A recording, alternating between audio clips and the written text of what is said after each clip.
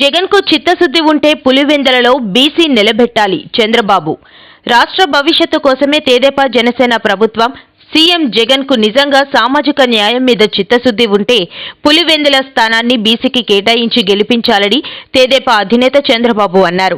4 చిల్లర పదవులు బీసీలు ఇచ్చి ప్రాధాన్యం ఉన్నవి సొంత వారికి కట్టబెట్టుకోవడం సామాజిక న్యాయం కాదని ఆయన విమర్శించారు. మొత్తం 151 మంది ఎమ్మెల్యేని మార్చినా రాబోయే ఎన్నికల్లో వైకాపా ఓటమి తప్పదని ఆయన అన్నారు. అసలు పోలీసులు లేకుండా ఈ సీఎం, మంత్రులు, వైకాపా ఎమ్మెల్యేలు రహదారులపైకి రాగలరా అని ఆగ్రహం వ్యక్తం చేశారు. యువతకు ఉద్యోగాలు ఇవ్వడం లేదు కానీ గంజాయి ఇస్తున్నారని, చివరికి పాచి పనులకు పక్క రాష్ట్రాలకు వెళ్లే పరిస్థితి ఏర్పడిందని మండిపడ్డారు.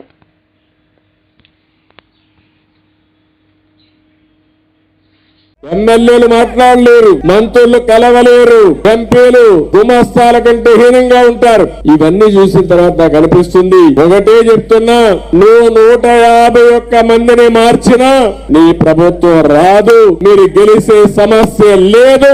ప్రజలు ఎప్పుడో నిర్ణయించుకున్నారు. దానికి కారణం నేను ఒకే ఒక విషయం మిమ్మల్ని కోరుతున్నా, ఈ ఎన్నిక నేను ముఖ్యమంత్రి కావడానికి కాదు, లేకపోతే తెలుగుదేశం జనసేన పార్టీలు గెలవడానికి కాదు, ఈ రాష్ట్ర భవిష్యత్తును కాపాడడానికి జరిగే ఎన్నికలు, మన భవిష్యత్తు, మన పిల్లల భవిష్యత్తుని కాపాడుకునే ఎన్నికలు. ఆ సందర్భంగా ప్రతి ఒక్క వ్యక్తి ఆలోచించాలి, విద్యతో ఆలోచించాలి. నేను ఈ విషయం కూడా చెప్తున్నాను, నాకేం ముఖ్యమంత్రి పదవి కొత్త కాదు. 14 సంవత్సరాలుగా ముఖ్యమంత్రిగా పనిచేసిన సమైక్య ఆంధ్రప్రదేశ్ లో కూడా, లేకుంటే తెలుగుదేశం పార్టీకి మంత్రి పదవులు కూడా కొత్త కాదు. కానీ సమస్య అంతా మీరు గుర్తుపెట్టుకోవాల్సింది, ఈ రోజు తెలుగుదేశం పార్టీ, జనసేన కూడా కలిసి మీ ముందుకు వస్తున్నామంటే ఈ రాష్ట్రాన్ని కాపాడాలని. ఈ రాష్ట్రాన్ని కాపాడుకోవడంలో అందరి బాధ్యత ఉంది.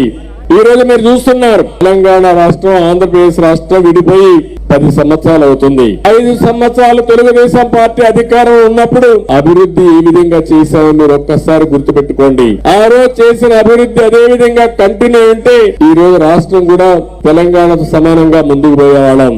కానీ ఈ రోజు ఇతను వచ్చిన తర్వాత చేసిన పనులన్నీ ఒక్కసారి గుర్తుపెట్టుకుంటే ఒక్క విషయం మీరు గుర్తుపెట్టుకోవాలి, 5 సంవత్సరాల కంటే ముందు మీ జీవన పరిస్థితులేంటి, 5 సంవత్సరాల వైఎస్ఆర్ కాంగ్రెస్ పార్టీ పాలనలో మీ జీవన ప్రమాణాలు పెరిగాయా, తగ్గాయా అనే విషయం ప్రతి ఒక్కరూ ఆలోచించుకోవాల్సిన అవసరం ఉంది.